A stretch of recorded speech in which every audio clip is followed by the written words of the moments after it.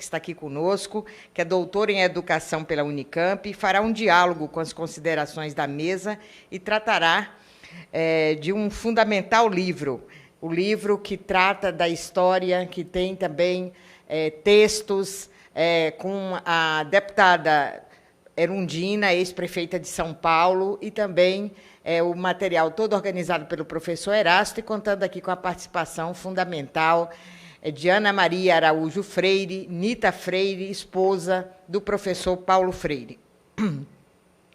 A nossa atividade temática, Paulo Freire, Contribuição Social, Política e Pedagógica, é uma referência e homenagem à contribuição do patrono da educação nacional, educador e filósofo pernambucano Paulo Freire, que completaria 98 anos no dia de amanhã. Então, nesta oportunidade, pretendemos enaltecer e divulgar seu pensamento e suas contribuições à educação e à sociedade, tendo em conta a data do seu aniversário, em 19 de setembro. Nesse momento, convido a todos que nos acompanham pela TV Câmara e pelas redes sociais para acompanharmos um vídeo com um pouco da história do professor Paulo Freire.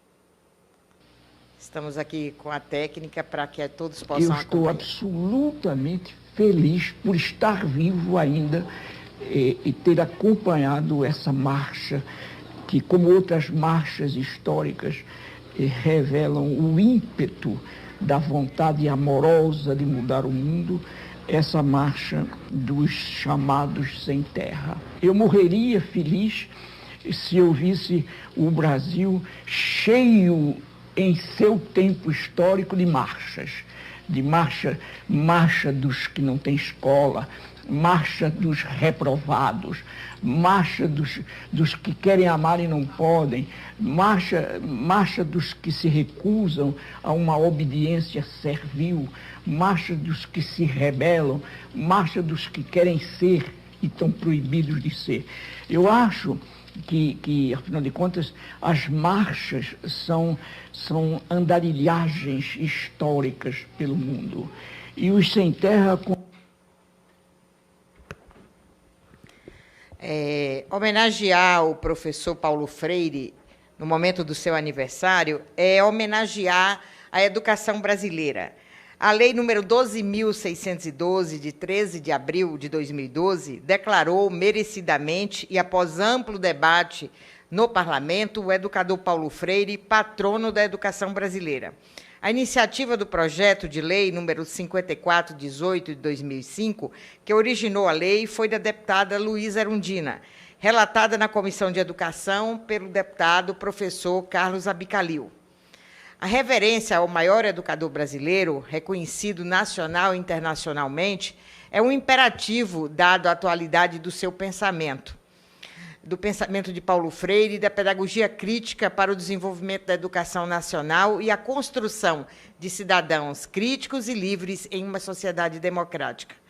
Freire dedicou a sua vida à educação dos excluídos, uma educação eminentemente libertadora que busca a transformação da sociedade. Paulo Freire, a crítica a uma educação bancária, fez a defesa de uma educação libertadora. A educação popular e a ação docente como práticas de liberdade são legados fundamentais que o povo brasileiro precisa, conhece e deve continuar reconhecendo. Feitas as considerações iniciais, passo a palavra ao professor Dimas Brasileiro Veras. Professor Dimas é professor da Universidade Federal de Pernambuco, é doutor pelo Programa de Pós-Graduação em História da Universidade Federal do Estado de Pernambuco, possuindo licenciatura em História, também pela mesma universidade. Foi diretor de Gestão das Atividades de Extensão da Universidade Federal da Paraíba e tem experiência na área de História, com ênfase em História do Brasil Contemporâneo. É componente da Cátedra Paulo Freire da Universidade Federal de Pernambuco espaço de reconhecimento institucional, preservação da memória e do espaço da produção da pedagogia Paulo Freire. A cátedra é constituída por participantes que, a cada semestre, renovam sua vinculação, a partir de sua inscrição em atividades de pesquisa, estudos coletivos, curso de extensão, apresentação de projetos. A cátedra projeta-se como espaço dinâmico e de diálogo, de produção e socialização do conhecimento, buscando tecer o pensamento freiriano como memória e como atualidade. Então, ser freiriano, nesse momento, é ser um professor amoroso, dedicado, que busca no diálogo a construção do conhecimento. Então, passaremos agora ao professor Dimas Veras para o seu primeiro pronunciamento. Obrigado, deputada. Bom dia aos companheiros e às companheiras que estão aqui hoje presentes, aqueles que nos acompanham pela TV Câmara, né, e pelas redes sociais da deputada Rosa Neide. Em nome da Cátedra Paulo Freire, da Universidade Federal de Pernambuco, saúdo e agradeço ao convite de Vossa Excelência a deputada Rosa Neide, da Confederação Nacional dos Trabalhadores em Educação, nas pessoas da professora Rosilene Lima e Helena Araújo. Meus cumprimentos também aos demais membros da mesa, o professor Erastos Fortes Mendonça. Também saúdo a todos aqueles que estão prestigiando à distância o nosso debate, em especial os membros, os colegas da Cátedra Paulo Freire, que, como a nossa deputada já falou, desenvolve um importante trabalho de formação, de pesquisa, divulgação e socialização do pensamento do Paulo Freire, né? Então, minhas saudações à professora Eliette Santiago, nossa coordenadora, os professores José Batista Neto e Marília Gabriela, assim como toda a comunidade do Instituto Federal de Educação de Pernambuco e da Paraíba, também está acompanhando, da UFPE, familiares e amigos, né? É uma enorme satisfação estar aqui participando dessa mesa. Paulo Freire, contribuição social, política e pedagógica, no contexto do ciclo de debates da Comissão de Educação, em parceria com a Frente Parlamentar, em defesa da escola pública e em respeito ao profissional da educação, assim como do 98º aniversário de Paulo Freire, rumo ao seu centenário. A conjuntura de retrocessos socioculturais, econômicos e políticos que estamos vivendo nos impele hoje a comungar da esperança. E a esperança é uma dimensão importantíssima na pedagogia freiriana. Não falo de uma esperança ingênua, acomodada, mas de uma prática pedagógica libertadora, fecundada pelo desejo de mudança positiva e pela utopia de que um mundo melhor ainda é possível. Como afirma na pedagogia do oprimido, não é, porém, a esperança um cruzar de braços e esperar. Movo-me na esperança enquanto luto, e, se luto com esperança, espero. Este esperançar freiriano exige do educador humildade, tolerância e luta em defesa dos direitos dos professores e da escola pública.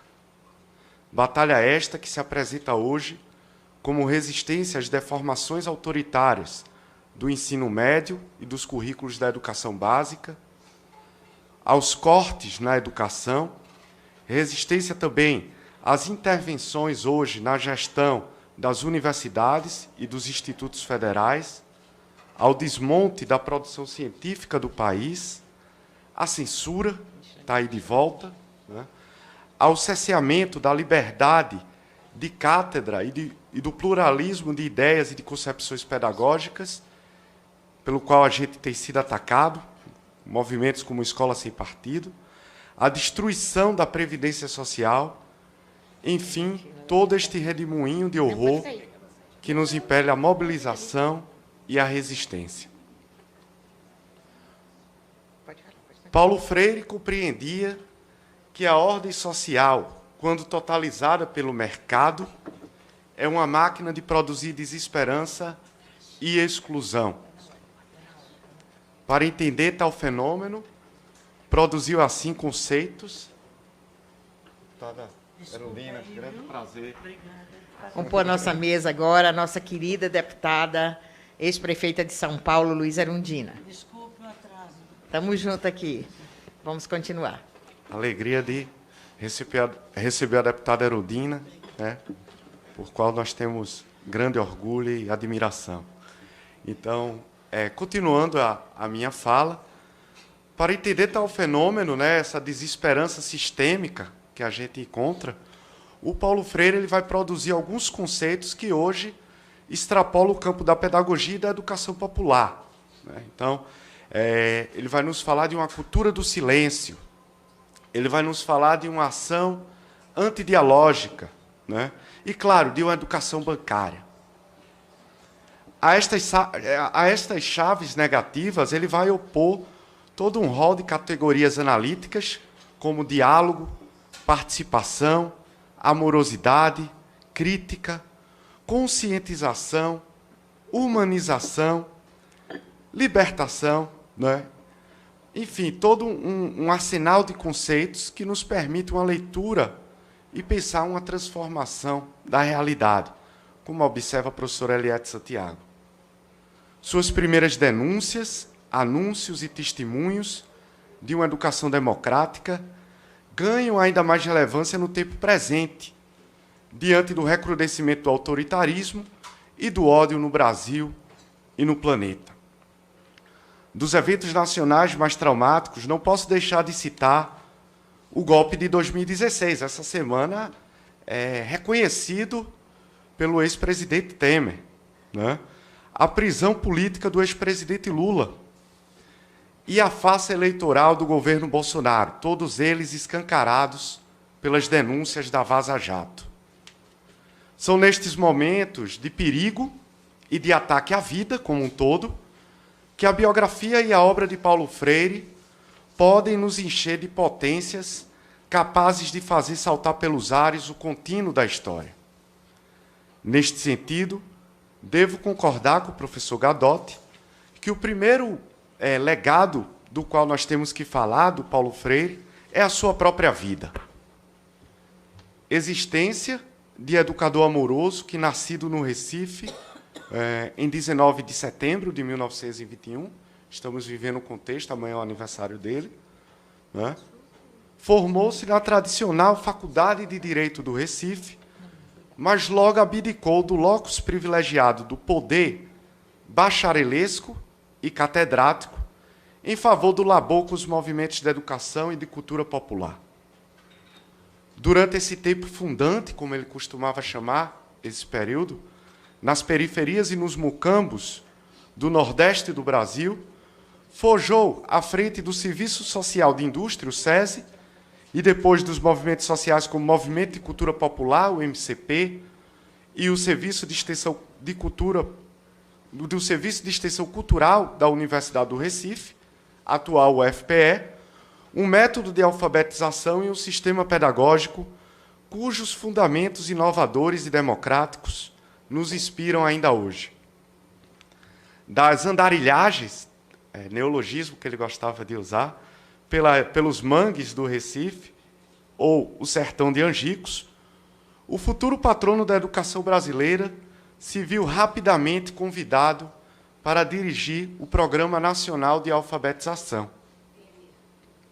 Este desejo de erradicar o analfabetismo e de fazer uma escola democrática o colocou na mira da repressão golpista e ditatorial de 1964, assim como coloca novamente hoje, né?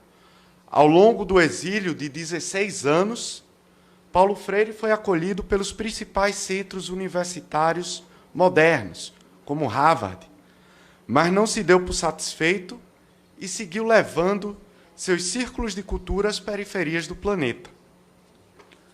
Seu retorno ao Brasil em 1980 não significou o fim da censura e da repressão ao seu trabalho. Como analisei recentemente, de maneira inédita, na minha tese de doutorado, intitulada Palácios Cariados, na época do seu retorno, pesquisadores, grupos de pesquisa e eventos temáticos sobre o autor e o próprio Paulo Freire permaneceram ali nos anos 80 sob a vigilância dos agentes e dos órgãos do Serviço Nacional de Informações, o SNI. Mesmo assim, voltou a lecionar na PUC, São Paulo, e ocupou a Secretaria de Educação de São Paulo, durante a gestão da prefeita Luísa Erundina, mulher igualmente guerreira, também nordestina, que tanto nos orgulha e hoje integra esta mesa, aqui do meu lado. Grande prazer, deputada. É deste modo que a biografia do educador se expressa como uma trajetória que afirma uma subjetividade rigorosamente ética, que urdia coerentemente teoria e prática numa praxe do oprimido e da libertação. Ainda sobre a vida do patrono da educação brasileira, cito mais um exemplo cuja lição de humildade e perseverança nos ajuda a entender esta ética afirmativa de nossa vocação ontológica por ser mais. Em conferência apresentada no Colóquio Internacional Paulo Freire, o professor José Batista Neto, da Cátedra Paulo Freire, da UFPE, da qual eu faço parte, recordava que, após o exílio, o educador Paulo Freire costumava, em suas aulas na PUC, recomendar aos seus alunos as leituras do Gilberto Freire, mesmo consciente de que este intelectual, conterrâneo seu do Recife, colaborara ali em 64 com sua prisão e o seu exílio ao denunciá-lo como comunista para as forças golpistas de 1964. Então, estava lá o Paulo Freire recomendando a leitura aos seus estudantes, para conhecer essa cultura brasileira, sociedade brasileira, essa herança escravista que a gente tem na nossa sociedade. Ele recomendava o mesmo Gilberto Freire que o denunciara. Isso é de uma nobreza tremenda. Mais do que sua trajetória biográfica e seu método de alfabetização, o Paulo Freire é reconhecido pelos seus livros e pelo pioneirismo de sua pedagogia crítica. Ele vai abrir todo um campo epistemológico que vai dar possibilidade a esses desdobramentos da pedagogia crítica. A obra do Paulo Freire é, inegavelmente, fiel a seu tempo e ao seu espaço, assim como a sua vida, sendo esta lealdade, paradoxalmente, a forma mediante a qual ele se torna universal, ele se torna um clássico.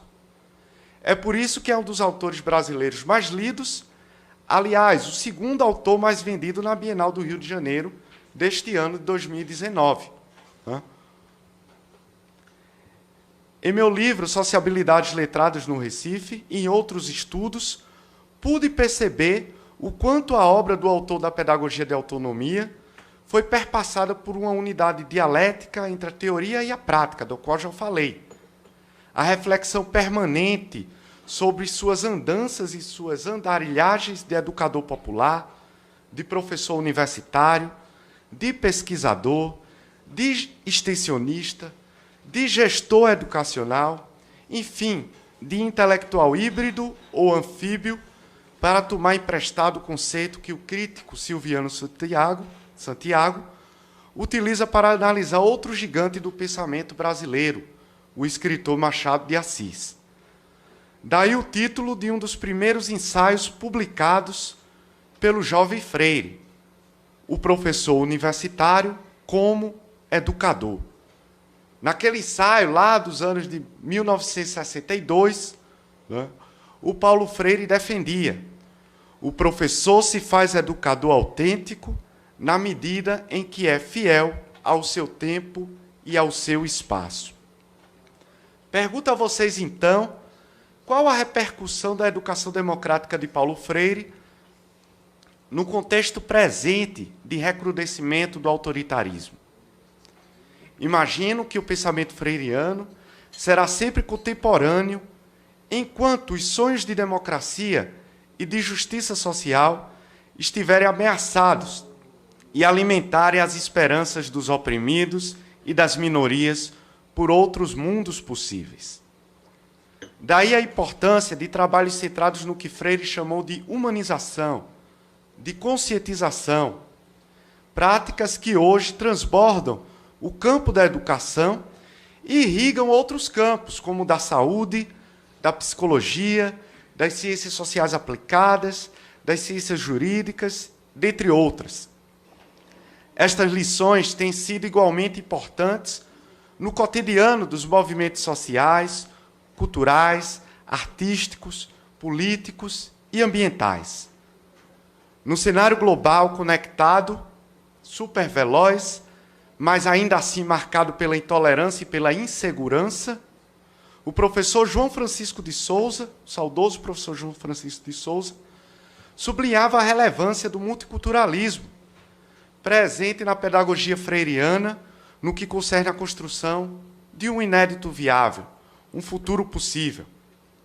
É deste modo que as ideias de Paulo Freire têm sido aplicadas e reinventadas na Europa e no mundo, em trabalhos educacionais e culturais de alfabetização e de formação de maneira geral, conscientização de grupos sociais vulneráveis, especialmente com a multidão de refugiados, exilados e asilados, expulsos injustamente de suas terras por força da nova onda de conflitos político-econômicos, religiosos, étnico-raciais e socioculturais deste século.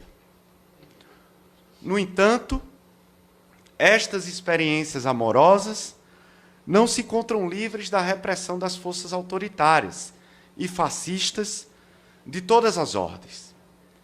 Aqui se faz importante, denunciar o ataque de motivação ideológica e política que está sofrendo o Centro de Formação Paulo Freire, no assentamento Normandia, em Caruaru, Pernambuco, em desrazão da solicitação de reintegração de posse do INCRA e da 24ª Vara Federal de Caruaru. Falando pela cátedra Paulo Freire, e por mim, declara apoio e solidariedade a esta escola, que desenvolve desde 1999, em parceria com universidades, movimentos sociais, poderes públicos, um importante trabalho de ensino, de pesquisa, de extensão, no âmbito da educação popular e da agroecologia, com resultados efetivos na preservação da vida e do meio ambiente, na promoção da justiça social e no desenvolvimento sustentável da região. O pedido de reintegração envolve ainda 3 agroindústrias que abastecem a região, merendas escolares da região, e outros empreendimentos populares, como o Armazém do Campo, que funciona no Recife, configurando-se assim como um ataque à segurança e à soberania alimentar regional, o desejo daqueles que têm de comer, de se alimentar sem veneno, a comida sem veneno. São estas lutas, dentre outras resistências, que asseguraram a Paulo Freire a indicação ao Nobel da Paz e dezenas de títulos de doutor honoris causa nas principais universidades do mundo, sendo o brasileiro que mais recebeu esta láurea. Por outro lado, senhora deputada, pesquisas revelam que o patrono da educação brasileira é um dos autores mais citados em trabalhos acadêmicos, como revelam as pesquisas do professor Elliot Green, da Escola de Economia e Ciências Políticas de Londres, e o Open Syllabus Explorer, da Universidade de Colômbia. Numa outra pesquisa, o mesmo Paulo Freire ele aparece como o único acadêmico brasileiro numa lista de 100 autores mais citados em língua inglesa. Estas homenagens e referências demonstram a repercussão do pensamento de Paulo Freire no século XXI, assim, evidenciando o quanto ele está presente no sonho de educar, de humanizar e de construir o inédito viável. Tomo as palavras do nosso patrono, as palavras que ele conclui a pedagogia do oprimido, para encerrar minha fala. Se nada ficar destas páginas, algo pelo menos esperamos que permaneça. Nossa confiança no povo, nossa fé nos homens e nas mulheres, e na criação de um mundo em que seja menos difícil amar. Muito obrigado.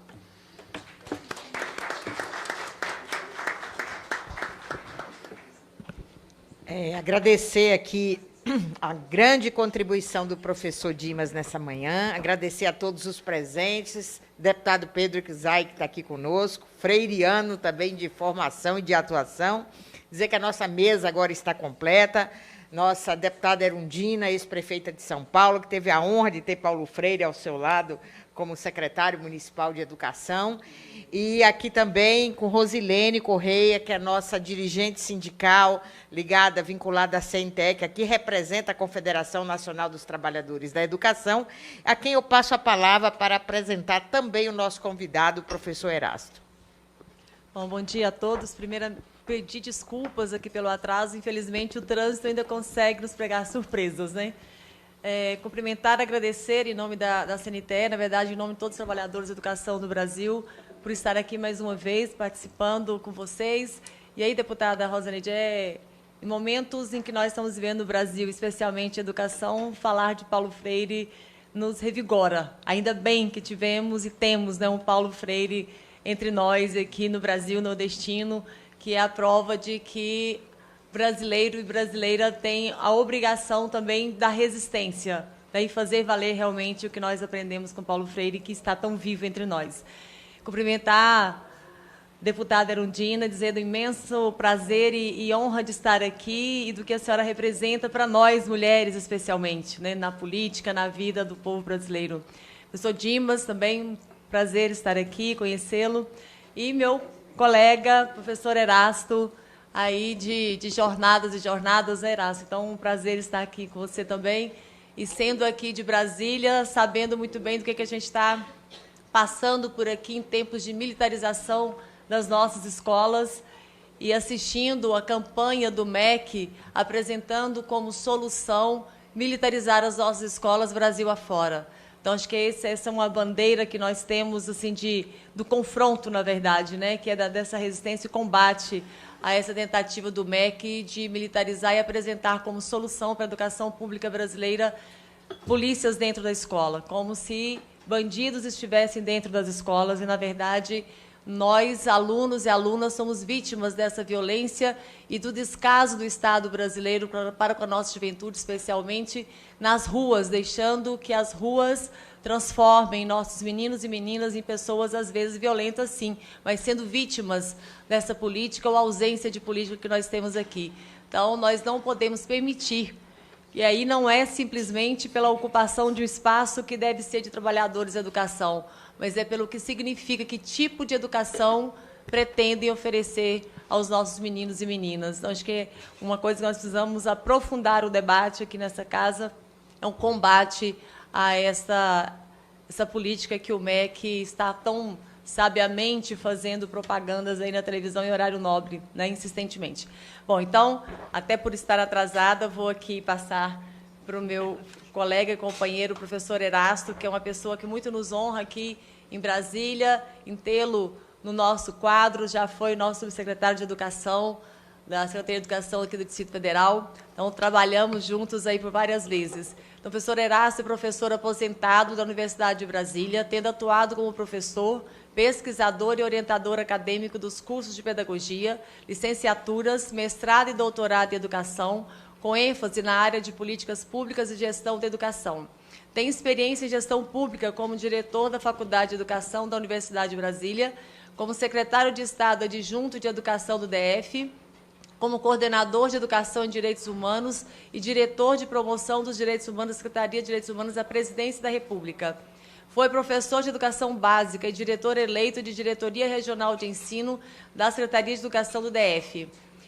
Com a professora Ana Maria Araújo Freire, viúva do educador, organizou o livro Direitos Humanos e Educação Libertadora, Gestão Democrática da Educação Pública na Cidade de São Paulo.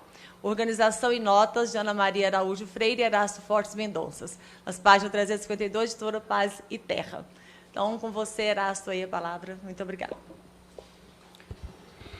Obrigado. Eu queria, em primeiro lugar, agradecer o convite que foi encaminhado pela Comissão de Educação da Câmara e a Frente Parlamentar em Defesa da Escola Pública e em respeito ao profissional da educação, na pessoa da deputada professora Rosa Neide.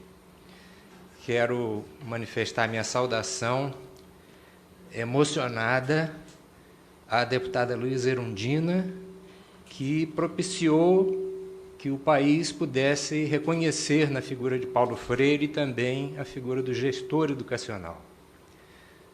Meu abraço ao professor Dr. Dimas Brasileiro Veras, que acabou de fazer uma belíssima explanação, e especialmente um abraço também à professora Rosilene Correia Lima, diretora do Sindicato de Professores no Distrito Federal, instituição a quem eu reputo boa parte da minha formação política, e agradeço o fato de ter sido base do Sindicato de Professores à época em que estive atuando na educação básica aqui em Brasília.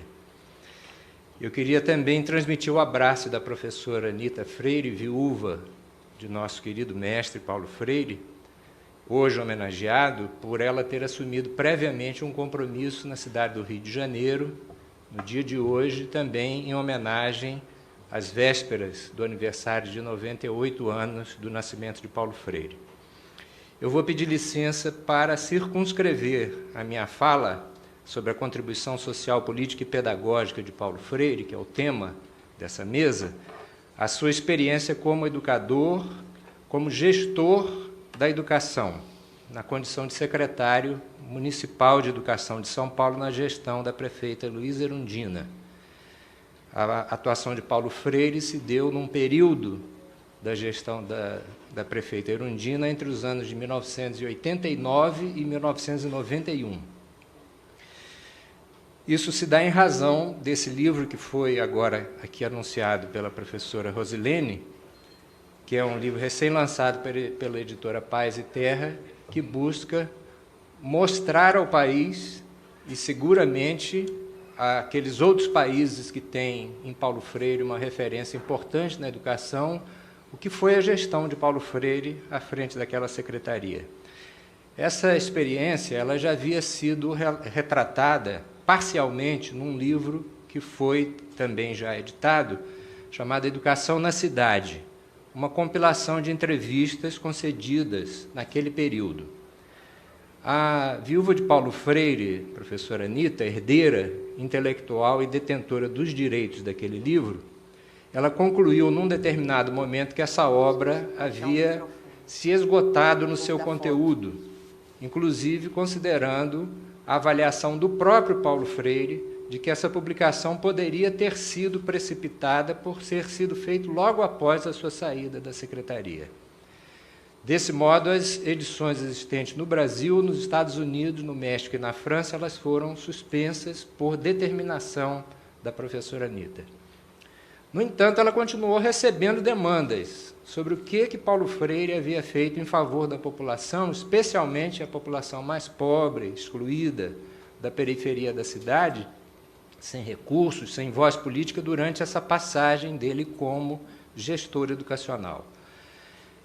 Aconteceu que no dia 20 de setembro de 2011, há 8 anos, portanto, numa homenagem que a Câmara Legislativa do Distrito Federal concedeu a Paulo Freire, dando a ele o título de patrono da educação do Distrito Federal, eu tive a oportunidade de participar de uma mesa como essa aqui. Naquela ocasião estava presente a professora Anita Freire. Eu, sem me referir necessariamente ao livro Educação na Cidade, ou à sua experiência como secretário, mesmo sabendo que eu estava ao lado da pessoa que detém a maior legitimidade e a maior autoridade intelectual e pessoal para falar do nosso mestre, eu levantei a ideia de que era um pouco inadequado, talvez injusto, considerar Paulo Freire como mentor da educação para a cidadania. As suas reflexões e sua prática social humanizadora me pareciam ter uma centralidade na questão dos direitos humanos, mais que da cidadania. É claro que aqui é preciso conceituar rapidamente cidadania e direitos humanos para compreendermos por que dessa ideia. A cidadania se circunscreve a legitimidade objetivada pela Constituição e pelas leis de um determinado Estado nacional. É isso que determina o que é uma cidadania brasileira, italiana, francesa, etc. Portanto, ela está circunscrita a um território e a partir de determinadas leis. Os direitos humanos, não. Os direitos humanos têm uma pretensão de universalidade. Não importa em que lugar, em que território, que tipo de gente, sobre qual tipo de gente nós estamos falando, os direitos humanos valem para todos em qualquer lugar, independente, inclusive, ou acima da Constituição e das leis dos determinados Estados nacionais. Eu considerava, naquela ocasião, que o quefazer pedagógico proposto por Paulo Freire é dirigido à humanização do homem e não à permanência do que já não representa os caminhos do humano, para usar uma reflexão do próprio Paulo Freire no livro Educação e Mudança. Depois de eu ter tido a oportunidade de emergir no campo da educação e direitos humanos, inclusive tendo tido a incumbência de coordenar em nível nacional na Secretaria de Direitos Humanos da Presidência da República o Programa Nacional de Educação e Direitos Humanos, isso se deu entre os anos de 2007 a 2010, portanto, no segundo mandato do presidente Lula, eu chego à conclusão de que ninguém, mais do que Paulo Freire, elaborou ideias em torno do papel que a prática social da educação pode desempenhar na educação em direitos humanos. A educação em direitos humanos, mais que educação para os direitos humanos, é aquela que propicia, já no processo educativo, experiências de vivências de direitos humanos, de respeito incondicional à dignidade humana e à riqueza das suas diversidades. A consciência do outro e da outra como um igual em dignidade e direitos, a liberdade, a igualdade como direitos naturais, bem como a convivência em espírito de fraternidade, apregoados no primeiro artigo da Declaração Universal dos Direitos Humanos, estão presentes, sem dúvida, na educação libertadora e na gestão democrática que Paulo Freire imprimiu na Secretaria Municipal de Educação de São Paulo, sob a coordenação da prefeita Luísa Erundina.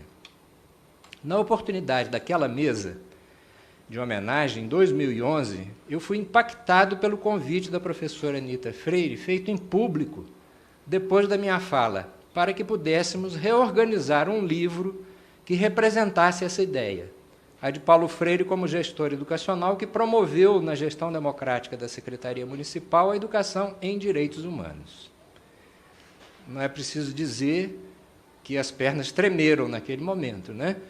Quer dizer, receber da viúva de Paulo Freire um convite público para reorganizar um livro a partir de uma ideia que, naquele momento, eu ousava, né, levantar ao lado dessa pessoa que tem a maior autoridade intelectual e pessoal para pensar e refletir sobre as ideias de Paulo Freire.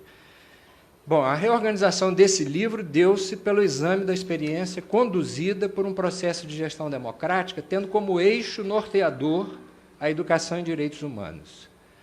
A professora Anita encontrou nos seus arquivos pessoais peças fundamentais para demonstrar o que fez o seu marido como gestor público da educação. Textos do próprio Paulo Freire, anotações, transcrições de conferências, entrevistas em jornais e revistas, inclusive algumas realizadas e não publicadas. Eu chamo a atenção para uma em particular da Folha de São Paulo, em que o entrevistador passou uma boa parte de uma manhã com Paulo Freire. A sua assessoria, naturalmente, gravou a entrevista. No dia seguinte, a entrevista não saiu no jornal e Paulo Freire escreve, de próprio punho, uma expressão que dizia mais ou menos assim: o jornal fez uma entrevista, não publicou e, além disso, me fez uma série de ataques. Não é preciso dizer, a deputada Luísa Erundina sabe melhor do que qualquer um de nós os ataques que a sua gestão, né, e que, em particular, a gestão de Paulo Freire vinha sofrendo pela imprensa local naquele momento. O convite de Erundina a Paulo Freire, nos seus 67 anos de idade, foi aceito como um dever cívico e político, dizia ele, para mudar a cara da escola. Essa foi uma expressão que ele usou em diversos discursos, muitos deles feitos de improviso. Teria sido talvez mais fácil ele ficar em casa, continuar a ler, escrever, lecionar, mas o perfil de coerência de Paulo Freire o fez aceitar o desafio da prefeita eleita. Ele buscou a cooperação generosa e gratuita de professores e pesquisadores das universidades, compondo uma consultoria de altíssimo nível. Enfrentou decididamente a evasão, que ele considerava expulsão, e a repetência. Não era possível permanecer com uma escola que expulsa meninos, pois essa não é uma escola de que se possa gostar. A eleição da prefeita Erundina, que se deu em novembro de 88, já se deu sob a égide da Constituição Federal promulgada em outubro daquele mesmo ano. E, portanto, a gestão democrática já se constituía um princípio constitucional no artigo 206, inciso 6º. 30 anos se passaram da promulgação da Constituição e as pesquisas sobre gestão democrática nos dão conta de que há princípios que são mais ou menos comuns nos sistemas de ensino que fazem os mecanismos ocorrerem. Nesse momento, a TV Câmara passa a transmitir o seu jornal e nós continuaremos pela internet e pelas redes sociais da professora Rosaneide. Então, dentre esses princípios, eu vou destacar, em particular, a participação, a autonomia e o pluralismo de ideias, dentre outros, naturalmente. Pelos documentos que vêm a público no livro reorganizado, todos esses elementos e princípios, que as pesquisas demonstram ser os princípios da gestão democrática, foram distintivos no projeto implantado por Paulo Freire na Secretaria Municipal de Educação de São Paulo, numa claríssima demonstração de que ele esteve à frente de seu tempo. A Constituição acabava de ser promulgada naquele momento. No livro reorganizado, podemos identificar que a sua gestão promoveu ampla participação, reconhecendo a autoridade do professor na mesma dimensão em que reconheceu a liberdade dos estudantes. Ele dizia, sem a licenciosidade de uns e sem o autoritarismo de outros. Optou e valorizou os trabalhos coletivos para a tomada de decisões. Paulo Freire criou, por exemplo, colegiados que não existiam nos sistemas de ensino, alguns deles de nível, inclusive, municipal, mais amplo. Sua luta para democratizar a escola foi, no entanto, além de oferecer uma escola democrática de qualidade para a educação. No seu projeto está implícita a possibilidade e a vontade política de dignificar a população de crianças, adolescentes e jovens e de suas famílias. No seu projeto está a possibilidade de fazê-los sujeitos da história, rompendo as barreiras da educação cidadã e penetrando no sonho possível de tratá-los como gente, com seus desejos, aspirações e interesses. A sua gestão centrou-se sem imposições na sua teoria, que tem como base a crença no outro e na outra e no respeito e tolerância com os diferentes. Centrou-se na dignificação das gentes, materializando uma verdadeira humanização e dando com isso substantividade aos direitos humanos. Paulo Freire provou que é possível o gestor público escutar, delegar, dividir poderes, liderar grupos, com tolerância e respeito, coerência e, sobretudo, com amorosidade. As entrevistas da época, seus discursos e documentos institucionais de orientação ao sistema de ensino municipal e, sobretudo, os depoimentos do que com ele conduziram essa experiência demonstram que Paulo Freire guiou-se pela gestão democrática e que com ela estabeleceu as bases para a realização de um projeto de educação em direitos humanos, nas orientações curriculares, na formação continuada de professores e professoras e no funcionamento coletivo dos coletivos de gestão. Paulo Freire fez na sua gestão um exercício de educação libertadora que autenticou, de fato, os direitos humanos. Nesses tempos tão difíceis, tão obscuros e de tantos retrocessos na nossa educação e nas nossas políticas públicas, iluminar experiências democráticas exitosas é um alimento para revigorar as nossas crenças, nossas lutas e nossos sonhos na direção de uma utopia viável de construção de uma sociedade justa, igualitária e fraterna. É isso que o livro pretende demonstrar. Muito obrigado.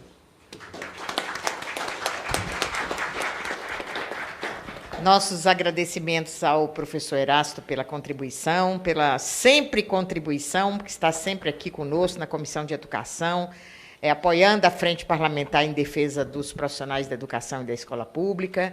E toda vez que é chamado, o professor Erasto diz presente e nos ajuda nas reflexões.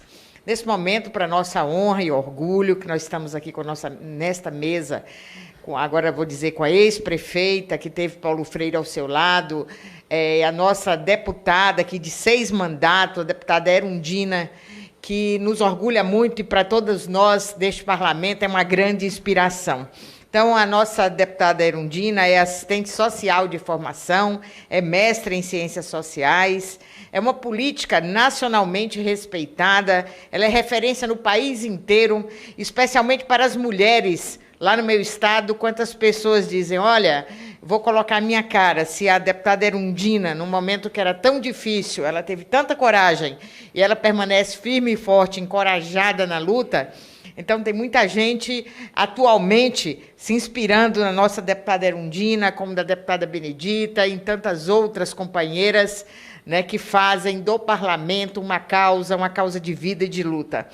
Então, a deputada Erundina, a gente pode assim dizer que foi a primeira prefeita de São Paulo representando um partido de esquerda, a primeira pessoa que ocupou a prefeitura de São Paulo, que representa realmente um pensamento diferente dos demais, até o momento que ela assumiu, que já por lá já haviam passado.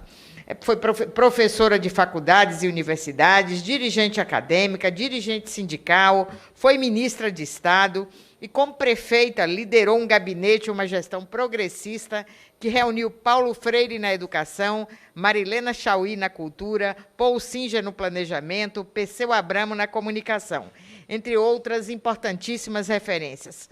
Com Paulo Freire, priorizou a melhoria das condições das escolas e de acesso e permanência dos estudantes, valorizou os professores, a gestão democrática e a alfabetização de adultos. Então, vamos ouvir, nesse momento, a contribuição real, quem estava na prática, quem conviveu, da nossa deputada Luísa Erundina.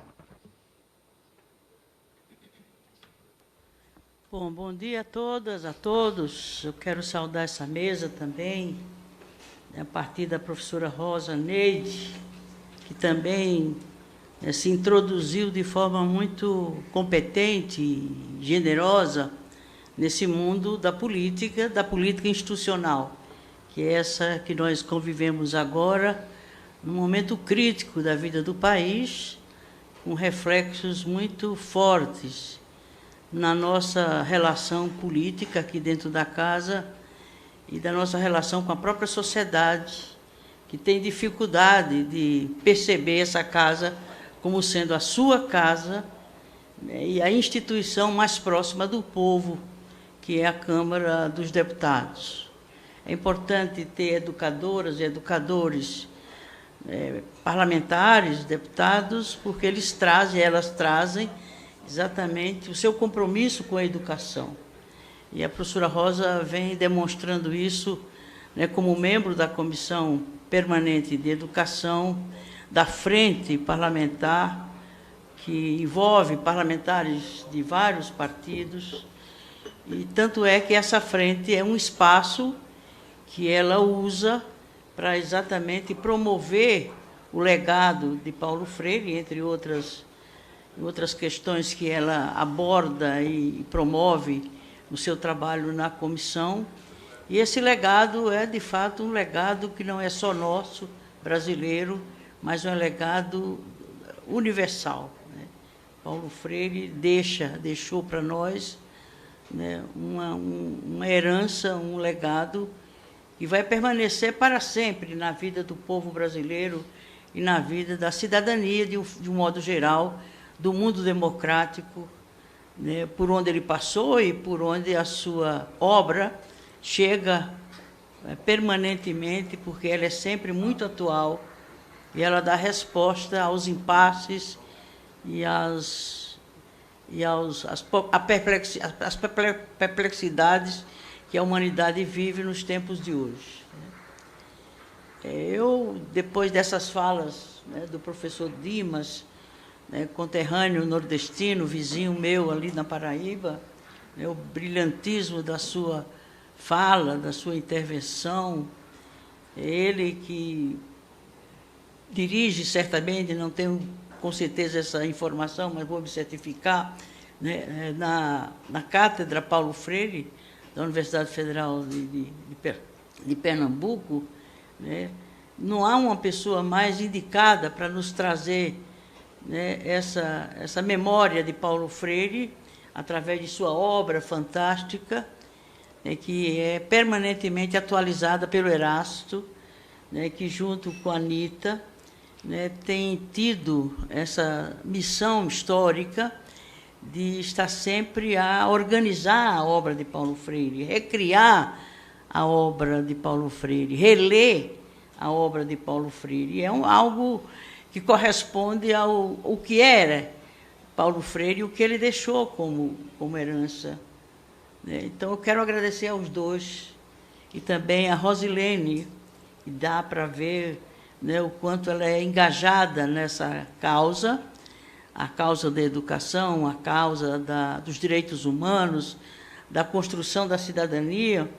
Então, por tudo isso, eu fico muito feliz, professora Rosa, com o seu convite, né, e saúdo essa iniciativa de trazer, né, a reflexão sobre Paulo Freire, à véspera de mais um aniversário dele, porque ele continua vivo. Uma pessoa como Paulo Freire não morre nunca, né? Ele está sempre vivo na sua obra, no seu espírito, né, no seu sonho, na sua esperança, na sua projeção, né, permanente em relação às questões que mais interessam ao mundo civilizado, ao mundo democrático, e aos direitos humanos em geral.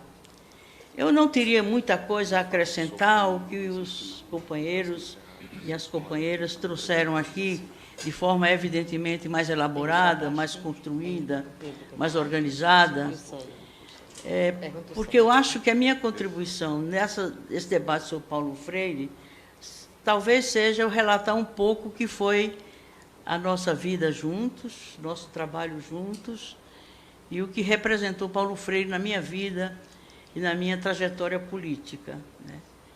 E isso é um legado muito próprio meu, mas não é meu, e eu, sempre que eu tenho oportunidade, eu procuro dividir essa memória da minha relação com Paulo Freire, e que não é descolada, não é separada daquilo que Paulo Freire é e fez ao longo de sua vida curta para nós. Pessoas como Paulo Freire deviam ser clonadas, né? Como algumas poucas pessoas no mundo, né, que poderiam ser clonadas, né?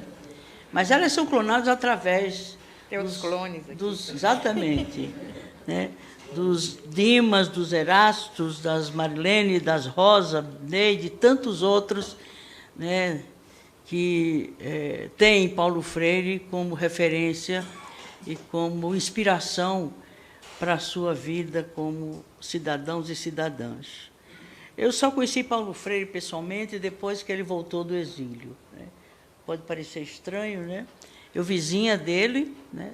Ele já militava através do seu trabalho na cultura, o ciclo de cultura lá em Pernambuco, o seu trabalho de alfabetização, né, no campo, com o seu método dialógico. Depois a gente veio saber que era dialógico, né?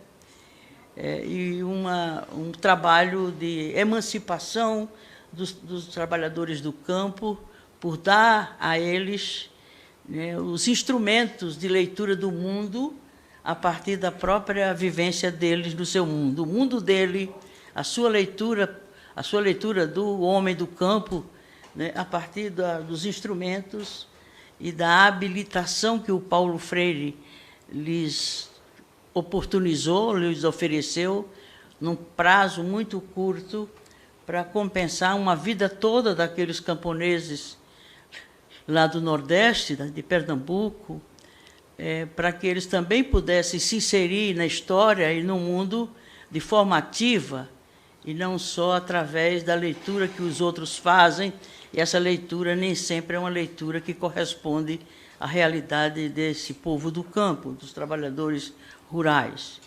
Enquanto Paulo Freire trabalhava em Pernambuco e no Nordeste, de um modo geral, com o seu método de alfabetização, né, criando uma condição de conscientização, Paulo Freire o seu processo de alfabetização era era conscientizador, no sentido pleno do termo, do ser humano tomar consciência de si mesmo e do seu entorno e intervir nele, né? Essa que é a importante. Não é só, né, interpretar a realidade, ver a realidade, perceber o seu significado, mas também percebê-lo nos termos, né, que lhe é possível perceber como membro de uma classe social. A gente está no mundo e vê o mundo a partir da nossa origem de classe. Isso tem sido na minha vida. Quer dizer, eu sou hoje a deputada que eu sou, eu fui tudo que eu fui nesse tempo de vida minha, nos termos em que eu fui formada pela minha origem de classe.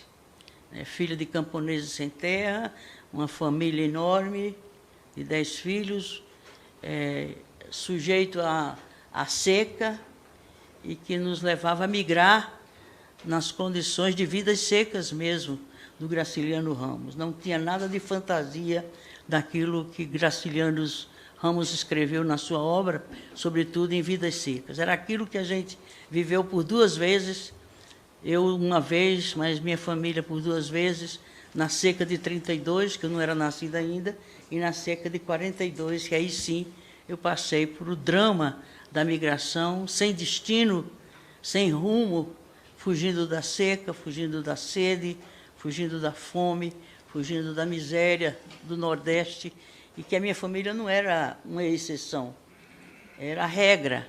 A maioria das famílias daquela pequena vila de Belém, depois Canaã, depois Uiraúna, que é hoje é uma cidade, uma pequena cidade, era a maioria, se não quase a totalidade, que eram obrigados a migrar por conta da falta de condições de subsistência, né, quando não chovia, quando fazia seca, e a seca demorava muito, 3, 4, 5 anos, às vezes, mas se ia sempre deixando as raízes lá plantadas e com a esperança, nos conduzindo na esperança de voltar a viver nosso espaço, nossa origem, nossa condição onde nascemos, né? E isso me deu muita consciência de que as coisas não estavam certas, de que a seca não era um castigo de Deus. A seca era resultado, né, de como a minoria daquela região e desse país, né, trata das coisas e concentra aquilo que é gerado, produzido por todos. E, no entanto, a gente percebia que não é que havia pessoas ricas, mas havia pessoas que não precisavam migrar. Elas conseguiam acumular ao ponto de poder esperar um outro inverno, sem ser obrigada a passar por aquela tragédia da migração, né? Que, inclusive, contribuía para dispersar a família. Nós éramos 10 e os 10 se espalharam pelo país afora, né? Houve irmãos que a gente levou mais de 20 anos para rever, imaginando que ele já havia desaparecido ou morrido. Naquele tempo as comunicações eram difíceis, né? Então, um irmão ou um filho dos meus pais que ficavam a cada seca desse, ou porque tinha um empregozinho, ou porque tinha casado, ou enfim, por alguma circunstância, a família foi diminuindo e restaram as meninas, que éramos as últimas dos 10, que voltávamos com os pais, e os irmãos mais velhos ficavam em algum lugar desses por onde a gente passava, na tentativa de sobreviver na situação que era uma situação comum, como eu disse, já a maioria das famílias que viviam naquela região. Então, essa origem de classe me marcou definitivamente. Eu sou, né, com a visão que eu tenho, sem nenhum mérito, achar se é boa ou não é boa, a minha forma de existir, a minha forma de realizar a política, a minha forma de ter relações com as pessoas, a forma de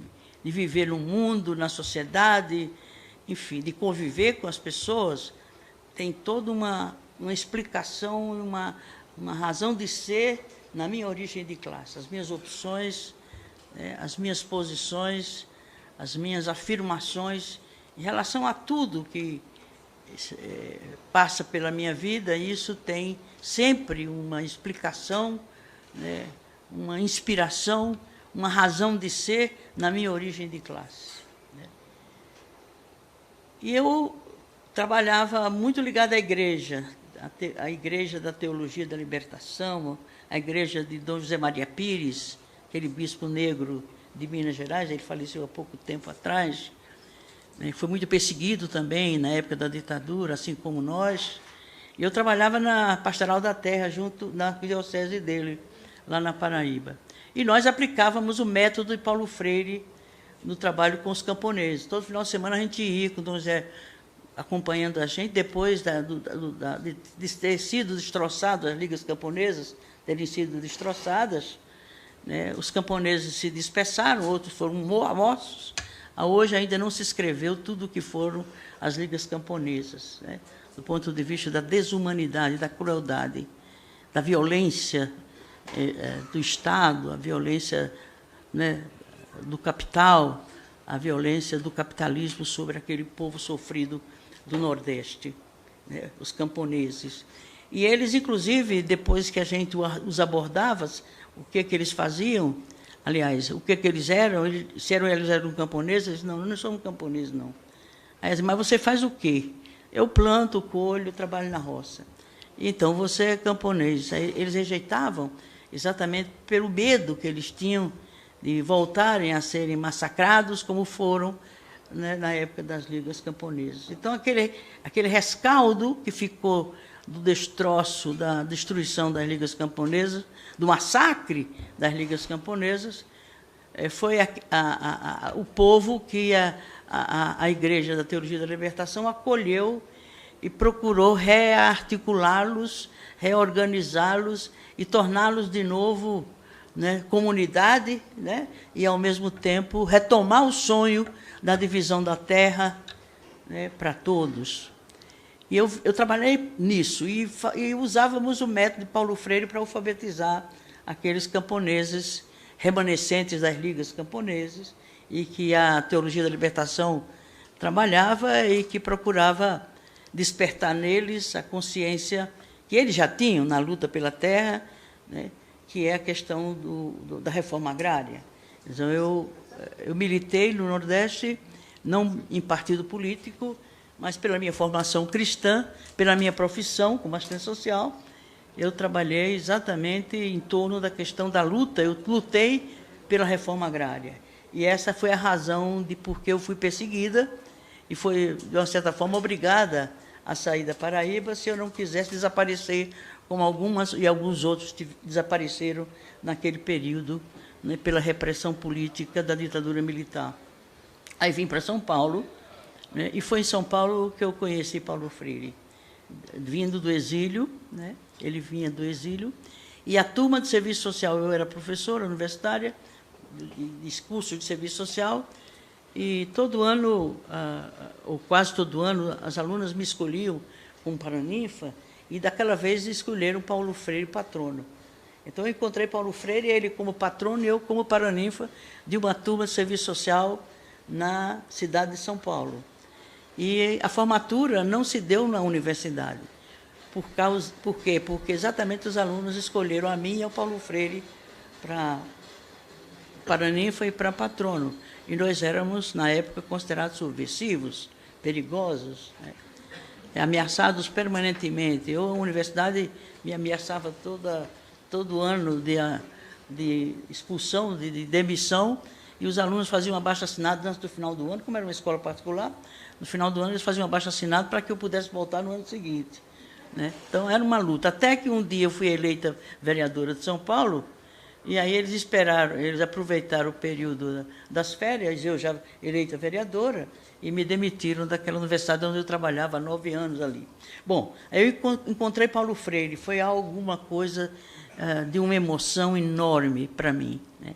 Encontrar aquele homem que foi inspiração, foi mestre, foi profeta, foi tudo que você possa imaginar de alguém, né, que te conduz, que te orienta, que te forma, através das obras que vinham clandestinamente de fora. Os primeiros livros de Paulo Freire chegavam a nós por pessoas ricas que viajavam pela Europa, para o exterior, e conseguiam trazer em suas malas, porque eles não eram nada subversivos, porque eram ricos, então traziam escondido nas suas malas os livros que a gente pegava e ia estudar escondido, que eram as primeiras publicações do Paulo Freire, em espanhol ou em inglês, em que fosse. E a gente se deleitava com os livros que chegavam clandestinamente. E o fato é que, depois a ditadura começou a perseguir a gente, e aquele trabalho no campo deixou de existir, porque era uma ameaça e eles proibiram. E o fato é que nós tivemos que enterrar os retroprojetores, que era o equipamento que a gente usava para projetar os cartazes com as palavras-chave do método Paulo Freire, e nós fomos obrigados, alguns de nós, a enterrar. Alguém se foi escavar lá pela terra lá no norte da Paraíba, não? É possível que ainda encontre algum retroprojetor enterrado, porque se eles encontrassem um retroprojetor nas nossas casas, era uma prova de subversão em relação com Paulo Freire e do seu trabalho de conscientização e de politização, porque Paulo Freire foi um grande educador político também, né? Ou é ainda hoje. Então, eu tinha essa memória de Paulo Freire, procurava tudo o que eu conseguia ler sobre Paulo Freire, a gente conseguia, né, da forma que eu já falei. E, naquele momento em que encontrei Paulo Freire, foi um momento mágico, né, de encontrá-lo, de abraçá-lo, né, de materializar naquele imaginário que eu tinha sobre aquela figura, sobre aquela ideia, porque Paulo Freire também era uma ideia, né? Era algo maior do que ele mesmo, como pessoa humana, né? E eu esperava que o seu discurso fosse um discurso... Qual é o tempo? Eu acho que eu perdi já a noção de tempo, viu? Então, a gente esperava um discurso, sabe, assim, revoltado, né, crítico, né, ressentido. 16 anos de exílio não é pouca coisa, ter interrompido a sua obra no seu país, né? E a gente esperava um discurso inflamado, um discurso revoltado, e a primeira impressão que a gente teve dele é que o seu discurso era um discurso amoroso. Ele não falou da ditadura, não falou do exílio, não falou do seu sofrimento com a sua família, muito pelo contrário, ele falou da alegria de estar voltando para a sua terra, para seu povo, para o Nordeste, para Pernambuco, comer as comidas gostosas de Pernambuco. Então, foi uma manifestação de afeto, né, de alegria, né, de demonstração do quanto ele estava feliz de estar voltando para o seu país, para o seu povo, e a oportunidade que ele voltava a ter de novo voltar a trabalhar com o seu povo aqui. Então, aquilo já me impressionou profundamente, a todos nós que estávamos lá, eu como paraninfa e os alunos como profissionais que estavam se formando. Saímos dali e foi um encontro definitivo. O meu encontro com Paulo Freire foi um encontro definitivo. Eu era vereadora e logo eu apresentei um requerimento conferindo o título de cidadão paulistano. Então, Paulo Freire tem o título de cidadão paulistano, que eu fiz aprovar, consegui aprovar na Câmara, eu vereadora, né, logo depois que a gente se encontrou nessa formatura, e eu eleita recentemente também vereadora pelo Partido dos Trabalhadores. E naquele momento, a gente nunca mais se separou, do ponto de vista de eu sempre estar à procura dele, acompanhando o que ele fazia, e ele teve muita dificuldade de se inserir no mundo acadêmico em São Paulo. E foi a PUC de São Paulo, aliás, Dom Paulo Evaristo Arnes viajou antes do retorno dele e o encontrou, se não me engano, em Paris, para fazer um convite a ele para que ele viesse ser professor na PUC São Paulo. Portanto, ele veio pelas mãos de Dom Paulo Evaristo Arnes, porque a USP não o aceitou, a Unicamp o convidou, mas aí a direção quis impedir, quis proibir, e alguns professores se rebelaram e aí impuseram a manutenção de Paulo Freire como professor na Unicamp, lá em São Paulo. Mas não foi fácil ele se reintegrar, se reincorporar no mundo acadêmico para continuar sua pesquisa, seu trabalho no mundo acadêmico das universidades de São Paulo. Bom, a partir dali, né, a vida continuou, a minha militância no Partido dos Trabalhadores, ele também estava no Partido dos Trabalhadores, portanto, a gente passou a ser militante de um mesmo partido, né, com o sonho de transformarmos o mundo, né, como o PT nos deu esse sonho, essa utopia, que é essa certeza sobre um mundo possível, como diz Paulo Freire, que o Dimas lembrou aqui. Então, depois disso, eu virei prefeita, né, pelo Partido dos Trabalhadores e pelas mãos do povo, né, e no momento que a sociedade estava fortemente mobilizada. Foi o fim da ditadura militar, a Constituição de 88, e foi o momento da primavera democrática no país, né, com nós vindo, né, de um processo de militância política nas bases. O PT nasceu na periferia dos grandes centros urbanos, no campo, na luta pela reforma agrária, nos sindicatos, né, enfim, na região pobre das grandes cidades, na periferia das grandes cidades, no campo, enfim. Todos nós temos muitos petistas aqui, ou ex-petistas. Uma vez PT, sempre PT. Né? Aquele PT da origem, a gente não larga ele. Né? Porque, inclusive, os partidos que a gente vieram depois dele foi em razão do PT. Né? Eu disse, daquela vez que eu saí do PT para ir para o PSB, eu dizia, eu vou mudar de casa na mesma rua. Né? Que era a rua do socialismo, a rua da esquerda, e, portanto, a rua do socialismo.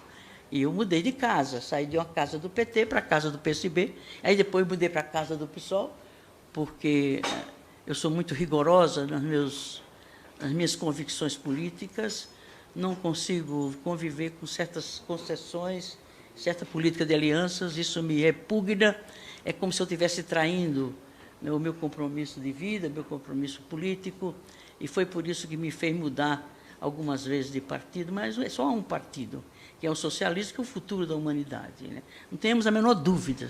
Pode ser os séculos que forem pela frente, mas um dia a humanidade será socialista. É o futuro da humanidade. Está na essência do ser humano, né? O socialismo, os valores socialistas. E se a gente tentar viver os valores socialistas hoje, ele já se antecipa no tempo. Não precisa fazer a revolução, mudar o Estado, mudar um modelo de Estado, um modelo de economia, um modelo de sociedade, para dizer, chegou o socialismo. Não, o socialismo chega antes. Se a gente for fiel aos valores, princípios, né? Enfim, as concepções, o modo de ser, de conviver, de se relacionar, de viver no mundo, na sociedade. Então, você já antecipa o socialismo a partir da tua forma de ser, de conviver no mundo. E aí, como modelo de sociedade, modelo de Estado, modelo de poder, um dia ele será, sem dúvida nenhuma, o futuro da humanidade. Bom, eu vou encurtar a minha fala para dizer que aí eu, ser eleita prefeita, fui, né, comemorar meu aniversário na minha cidadezinha, Iraúna. Eu senti a necessidade de beber na fonte, né, lá onde eu nasci, onde eu vivi, onde minha família sofreu, onde meu povo sofreu, ainda hoje sofre. Foi lá para reiterar meu compromisso de vida com o meu povo, né, e me ocorreu, visitando o Estado, eu percorri todo o Estado, passei por todas as cidades por onde eu vivi, porque o nordestino ele migra dentro do próprio Estado e migra nos estados do país todo. Né? Então, eu migrei pelo Estado todo, passando para poder estudar na casa com a ajuda de uma tia que me deu a oportunidade de estudar. Bom, e aí eu tive a inspiração, a vontade, não foi pensado, não foi planejado, foi intuído, eu tive uma intuição. Eu vou convidar Paulo Freire para ser secretário do meu governo, secretário de Educação. Não tinha esperança nenhuma, porque eu tinha a informação de que que nunca mais ele aceitaria um cargo público, depois que ele passou lá, na época do Goulart e da perseguição da ditadura, etc. E aí, de Campina Grande, eu fiz um telefonema para ele, para a Anitta, depois a Anitta disse, olha, ele não está aqui, ele está na Unicamp dando aula. Aí ela me deu o telefone dele lá na Unicamp, eu falei com ele lá na Unicamp, e foi uma enorme emoção, eu não tinha esperança que ele aceitasse, né? Aí ele disse, olha, Erundina, ele chamava Erundina, eu pensava que eu nunca ia mais ser convidada a um cargo público e, portanto, eu não teria o vexame de me negar a não aceitar esse cargo. Mas eu acho que se eu me negar a ir te ajudar, né, na área da educação, na política da educação, eu estou sendo incoerente com tudo aquilo que eu disse, que eu defendi, pelo que eu luto. Então, eu vou assumir. Então, foi o país inteiro, a mídia do país inteiro, porque naquele momento era uma lua de mel, né? Antes da posse, era uma lua de mel. A primeira prefeita, uma nordestina, então tinha coisa boa e coisa ruim na imprensa, mas tinha também coisa boa. E aí a notícia que Paulo Freire foi o primeiro nome escolhido para o secretariado foi um gol que eu fiz, né? Depois o PT se chateou por isso, porque eu não consultei o partido. Eu disse, mas será que eu preciso consultar o partido para convidar Paulo Freire para ser secretário de Educação? Não, isso é burocracia demais, né? Então eu só arrisquei e deu certo. E quando a gente arrisca, dá certo, né? Bom, então, nesse sentido, eu convidei Paulo Freire, e aí foi a experiência com a gente durante 2 anos e meio, porque ele não quis mais ficar, porque ele disse, olha, eu já fiz tudo o que eu podia fazer para construir uma nova política de educação nessa cidade. Formei uma equipe, era uma equipe excelente, o Mário Sérgio Portela, né, Lisete Alegaro e outros tantos companheiros que eram uma equipe, e ele disse assim, olha, essa equipe está pronta para assumir a secretaria, não precisa mais de mim, eu vou para casa, viu, Erundina, viu, prefeita, para escrever sobre nossa experiência. Eu disse, Paulo Freire, eu resisti, até que a Anitta um dia disse, olha, prefeita, faz a vontade do Paulo, ele está querendo sair mesmo. Ele está muito agoniado, está muito aperreado. Deixa Paulo Freire sair e voltar para casa. Aí eu digo, tudo bem, já que é isso. E aí deixamos a equipe com Mário Sérgio Portela na secretaria, porque tudo já estava realmente traçado, implementado, a filosofia que ele adotava, enfim, o método, enfim, a formação permanente dos educadores, né, as conquistas formais, o Estatuto do Magistério e outras conquistas informais que a gente deixou, né, no trabalho dele e da sua equipe e do nosso, como prefeita, para os educadores de São Paulo. Enfim, então foi assim que eu conheci Paulo Freire, aqueles 2 anos e meio.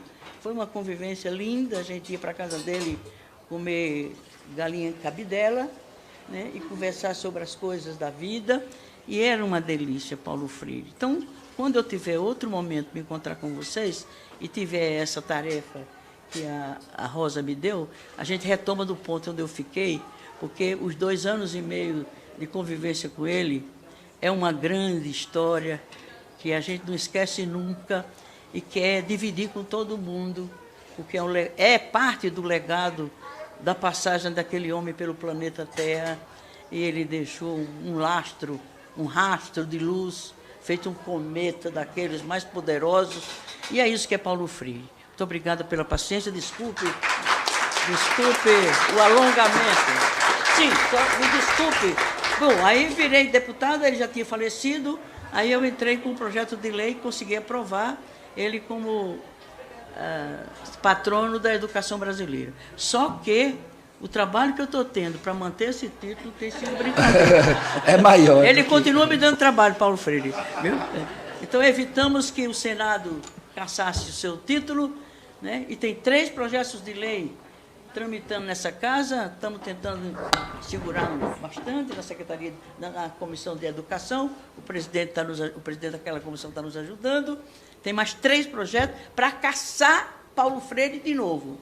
Porque tirar o título de Paulo Freire de patrão da educação brasileira é exilá-lo de novo, é tirá-lo de novo do país, é expulsá-lo de novo para o país. E aí nós vamos às últimas consequências. Vou sentar de novo na mesa do presidente, vou fazer todas as desobediências civis que possam ser feitas para que o título de Paulo Freire não seja caçado de novo. Muito obrigada. Vamos agradecer a nossa deputada Erundina pela aula nessa manhã, em homenagem ao aniversário que acontece amanhã do professor Paulo Freire. dizer assim, que a deputada Erundina vem sempre muito bonita aqui para o plenário, lá no plenário, né? Mas hoje ela está especialmente bonita, bem arrumada. Eu tenho certeza que a homenagem, eu né? dizer assim, quando o pobre veste uma roupa diferente, todo mundo nota. Eu também botei uma roupa nova para vir aqui, porque o nosso homenageado merece mais do que ninguém. Quero agradecer aqui o deputado Rogério Corrêa, que está presente, o deputado Célio Moura, do Tocantins, que está presente, e passar rapidamente aqui para a consideração que já solicitou o nosso deputado Pedro Cusai, de Santa Catarina. Eu quero cumprimentar a todos os membros da mesa. Rosa Neide, parabéns por promover esse momento, né, na véspera dos 98 anos de Paulo Freire, a presença aqui dos professores, do Erasto, do Dimas, da Rosilene, da Luísa Erundina, e eu acho que contraditoriamente, dialeticamente, o Bolsonaro está ressuscitando com muita força Paulo Freire no país. Ele está nos provocando, ele está nos colocando, junto com o ministro da Educação, a emergência do debate do Paulo Freire como não estava acontecendo há um bom tempo. Nós, na nossa região, vamos realizar um seminário internacional, o encontro dos amigos Vygotsky e Paulo Freire no próximo ano. E vão convidar o Dimas, vão convidar o Erasto, junto com várias universidades, que eu não imaginava que a minha universidade ia ser parceira também de um evento internacional de trazer Paulo Freire. Parece que há poucos dias a Unicamp, o prédio principal da Unicamp, denominaram Paulo Freire. Então, a emergência da resistência, da força, que eu acho que é esse processo contraditório. Eu acho que o Paulo Freire, nos próximos anos, vai ser muito mais forte do que foi 3 anos atrás, 2 anos atrás. Vai ter muito mais força. Eu acho que a resistência e a luta, o Paulo Freire vai ser ressuscitado em muitas novas lutas nesse país. Provocado, inclusive, por essa extrema-direita que quer exilá-lo, matá-lo, mas essa memória silenciosa ou organizada, ela vai emergir com mais força nesse país. Por isso que eu fiz questão de ficar aqui, entre uma entrevista e outra, que estou saindo e voltando, cumprimentar e parabenizar. Eu acho que a presença dessa mesa e a Luísa Erundina, eu fico feliz porque muitas vezes a própria Folha de São Paulo não publicar. Eu lembro uma experiência pessoal minha. Eu morava em São Paulo, fazia teologia, fazia meu mestrado na PUC São Paulo, Dom Paulo Evaristo e Dom Angélico Sandro Bernardino, que me acolheu na periferia de São Paulo. E eu fiquei uns 15 dias sem ir na universidade, sem ir na PUC, sem ir na teologia, porque eu botei minha mala e fui para a Zona Leste fazer campanha para a Luísa Erundina ser a prefeita da capital. E eu nunca imaginava que essa mulher ia ganhar. Nós éramos da rebeldia, da teologia da libertação.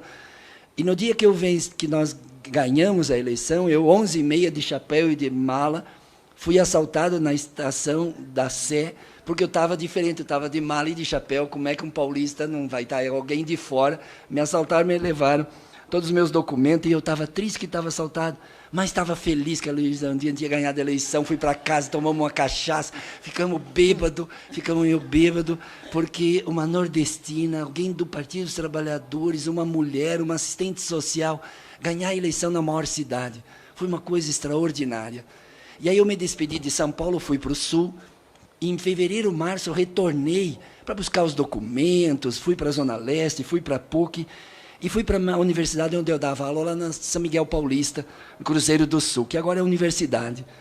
E me encontrei com os meus alunos do curso de História, e todos preocupados com a Luísa Erundina, estava sendo criticada. Aí eu lembro que eu falei uma frase, se a Erundina fosse elogiada, ela já tinha mudado de lado. Que a imprensa continuar criticando a Luísa Erundina, a prefeita nossa, era que mantinha um lado na história. Então, ouvir esse depoimento, Luísa, junto com os professores, junto com esse encontro de Paulo Freire, nos dá uma esperança desgraçada nesse momento atual. Eu não tenho dúvida sobre isso. Eu estou com muito mais energia de lutar do que estava 3, 4 anos atrás, quando nós estávamos no governo. Eu estou com muito mais energia. Então eu quero dizer para vocês, e vocês que são os protagonistas nessa coisa de Paulo Freire, dessa coisa da liberdade, da libertação, da pedagogia na libertadora, essas expressões e essas categorias tão caras na construção teórica de Paulo Freire. Eu não sou estudioso de Paulo Freire, eu sou educador que me formei numa outra tradição marxista da historiografia, né, na PUC de São Paulo. Mas eu acredito que nós vamos ter muitas lutas para lutar. E Luiz Erundina, eu tenho certeza que não só vamos manter o Paulo Freire como patrono desse país, mas com muito mais força. Eu acho que o Bolsonaro vai fazer um bem para o Paulo Freire, contraditoriamente e dialeticamente, se nós tivermos a capacidade política de nos organizarmos de novo e de fazer da pedagogia, da autonomia, da liberdade, da libertadora, das práticas pedagógicas que Paulo Freire nos trouxe, se encontrando aí com esse momento histórico do país. O próprio Erasto, que está aposentado, não conseguirá se aposentar, vai continuar por resto dos seus dias, da tua vida, lutando por essa experiência que Paulo Freire nos inspira. E eu acho que a Luísa Erundina trouxe a melhor coisa. É nas desgraças que a gente encontra também a esperança. Na vinda do Paulo Freire para o Brasil, ele foi o protagonista da esperança, não da derrota, mas da esperança de uma ditadura militar que matou, que torturou, que exilou, que tirou, extirpou do país tanta gente, e ele se reencontra com o país para libertar o país. Eu acho que nós estamos nesse momento histórico. O Paulo Freire nos coloca muita atualidade e contemporaneidade para os frouxos e os cagões e os covardes desse momento da história, que estão amarelando, como lá no Sul a gente diz. Não é para amarelar, não é para covardes nesse momento da história, mas é o Paulo Freire que nos dá a coragem de continuar essa luta. Então, não queria falar nada de Paulo Freire, mas do sentimento que eu tenho, Rosa Neide, por isso eu lhe cumprimento. Eu fiz um malabarismo para estar aqui, porque eu fiz questão de ouvir essas grandes figuras, né? E a Luísa, você coroa a própria tua história e memória, junto com o Dimas, junto com o Erasto, junto com vocês, nessa luta libertária, da liberdade e libertadora, se colocar aí, de Paulo Freire. Então, um abraço e parabéns, Rosa Neide. Agradecer também o deputado Reginaldo Lopes, que está aqui conosco, dizer que eu vou passar para o Célio aqui 1 minuto, porque ele pediu, porque nós temos que encerrar, senão começa a Comissão de Educação. Só para parabenizar a deputada Rosa Neide por esse ciclo, né? Falando de um dos homens mais importantes da história da educação do Brasil, Paulo Freire. E uma mesa seleta dessa, quero parabenizar Vossa Excelência por escolher pessoas tão importantes que conhecem Paulo Freire como ninguém, né? A mesa aqui, o professor Erasto, né?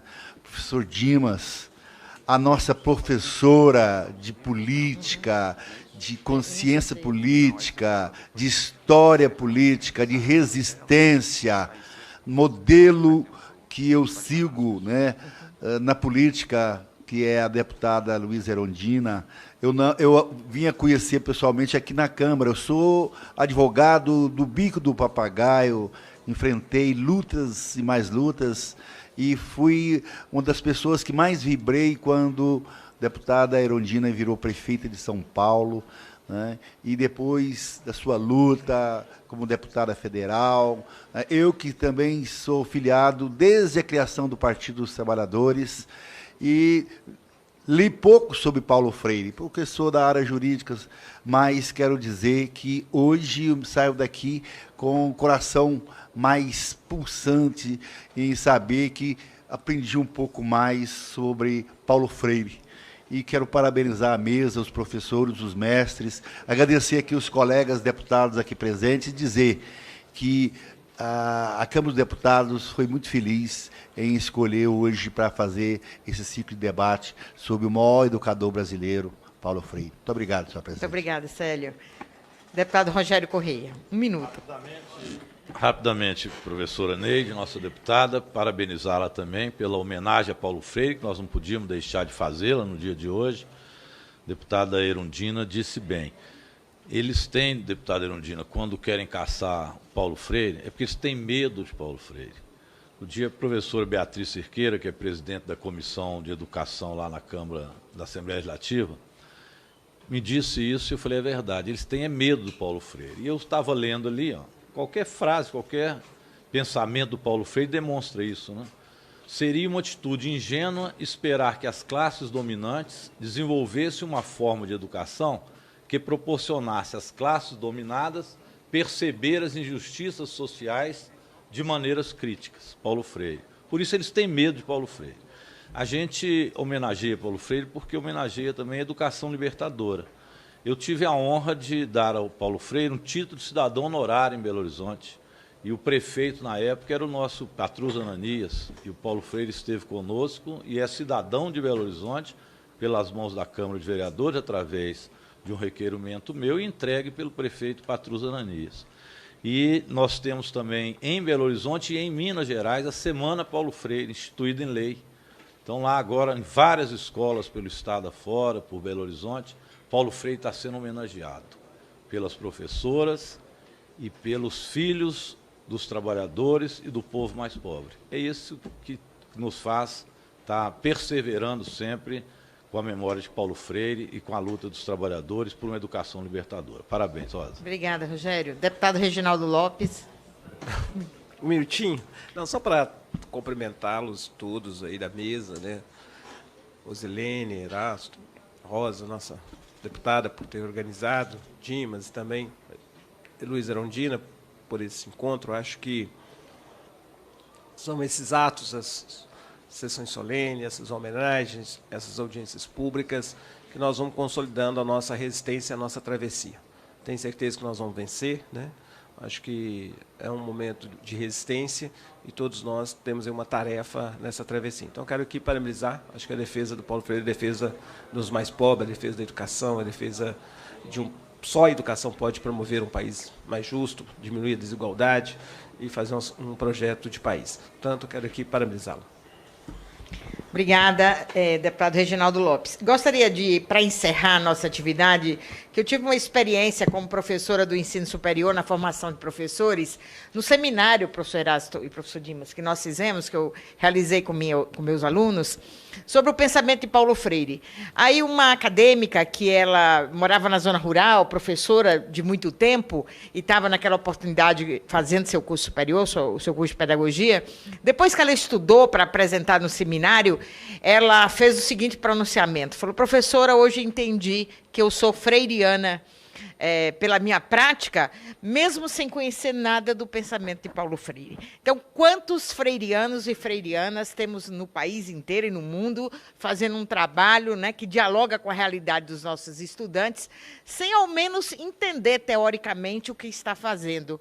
Mas o pensamento de Paulo Freire, como a nossa Erundina disse aqui, é um pensamento vivo, é uma ideia viva entre todos nós educadores. Quando a gente fala quando alguém exclui na discussão da educação brasileira e quer continuar insistindo nessa questão de excluir o pensamento de Paulo Freire, vai ter que excluir também a condição de sermos generosos uns com os outros, porque se falarmos de generosidade e praticarmos generosidade, estamos balizados por tudo que Paulo Freire foi. Se falarmos de respeito, de liberdade, de diálogo, de amorosidade, como ele sempre se referiu, de esperança, de fraternidade, de sonhos, de alegria, de tolerância, se tivermos esses conceitos e tantos outros em nossas práticas, estaremos sendo freirianos. E, portanto, tirar Paulo Freire do contexto da educação é tirar a possibilidade de sermos professores, professoras e estudantes no contexto da educação brasileira. Quando na gestão se trata de colegiados, de participação e decisão unificada e juntos, né? Quando se fala de democracia, de direitos humanos, de educação libertadora e, fortemente, de intervir na realidade para melhorar as condições de existência das pessoas que estão ali, estamos falando de Paulo Freire. Então, deputada Erundina, professora Erundina também, tirar Paulo Freire do contexto da educação, aqui como bem relatou pela história o professor Dimas, o professor Erasto e a nossa Rosilene, que representa os professores do Brasil, com certeza é missão impossível dentro da educação. porque só quem experimentou o gosto de tratar com crianças da classe trabalhadora, de ver os olhos brilhar do pai, da mãe e da criança no momento que ela aprende a ler, no momento que ela lê o mundo e lê as letras. Então, todo momento que a gente convive com isso, essa magia do interior da sala de aula, entre professores e estudantes, que são momentos freirianos, né? Nestes momentos, quem experimentou vai continuar tendo o pensamento de Paulo Freire, na forma que ele escreveu, nas revisões, no revisitar Paulo Freire o tempo todo que a Academia Brasileira faz e que as nossas práticas continuam fazendo no parlamento, na escola, na cidade, nos movimentos. E como ele disse aqui no primeiro vídeo, vamos encher o país de marchas. E aí eu acho que um deputado que falou, que acho que foi Pedro, e disse, o governo vai nos provocando a fazer marchas, né? Então, Paulo Freire vai continuar na marcha conosco por uma educação libertadora, nossa, inclusiva, que todos os nossos filhos tenham a porta da escola como acesso, a permanência como direito e a qualidade da educação construída por todos nós. Então, muito obrigada por esta manhã. Estaremos juntos e juntas fazendo educação nesse país, sempre, no parlamento e na escola. Muito obrigada. E agora que encerramos, gostaria de dizer aqui que tem o livro do professor Dimas, né, que ele lançou, que ele fez o estudo de Paulo Freire antes da ditadura militar, então um material muito interessante. E nós temos o livro aqui, agradecer a viúva de Paulo Freire, professora Anita Freire, que em outra oportunidade, professora Erasto, ela deve estar aqui conosco, né, professora Erundina também. Dizer que aqui também tem uma entrevista feita pelo professor Erasto com a nossa deputada Erundina, é um dos capítulos aqui. E esse livro já está aí à venda para que a gente possa ter acesso a releituras e novas informações sobre o pensamento atual de Paulo Freire. Dizer aqui que os primeiros que chegaram, a gente colocou o nominho aqui, e vou chamar rapidamente algumas pessoas para receber o livro, e os que não receberem depois vai ter que comprar o livro, né, professor? Então tá. Vamos aqui, peguei o primeiro papelzinho aqui. Eu quero que a Alisson venha aqui me ajudar. Opa, primeiro, representando os estudantes do Brasil, Denise da Uni. Olha, eu acho que o professor Erasto aqui para entregar para a Denise, acho que foi alguma confusão que o Alisson fez aqui, entregou. Aqui também, Hélia. Hélia está presente? Hélia está aqui presente. Alisson L. ali para receber o livro. Vamos rapidamente, senão o nosso presidente Pedro Cunha Lima já vai chegar para a nossa... Josevaldo, está presente? Está aqui presente. Quem não estiver presente não ganha, vai pegar outro. Vamos mexendo, vai ficar para o final. Regina, está aqui presente. Regina ontem falou, se não me sortear... Vamos aqui. Rafael está aqui presente? Opa, Rafael está presente, então vai ganhar um livro. Falta quantos? 4. Lisete. Opa. Merecedora, muito trabalhadora aqui na... Opa, obrigada. Camilo. Está presente, Camilo? Venha receber. Já deu? Tem mais 2? Senão eu vou chamar quem não tem. Ai, com sua letrinha que eu nunca lembro. Eu vou passar uma caligrafia para o Alisson, não deu certo ainda. Adriana, está presente? É o último? Tem mais um? Ó, Adriana, você ganhou. Ana Paula, está presente? Ana Paula está aqui. Então, gente, muito obrigada, os livros presenteados. E agora nós vamos tirar uma foto aqui com a mesa e deixar aqui o trabalho do professor Erasto, que é esse livro, a coordenação desse livro, junto com a professora Anita Freire, e também com a apresentação aqui no livro da nossa deputada Erundina, que agradeço de coração a honra de tê-la conosco nessa manhã. Vamos tirar foto agora, que já tem outra sessão a ser iniciada.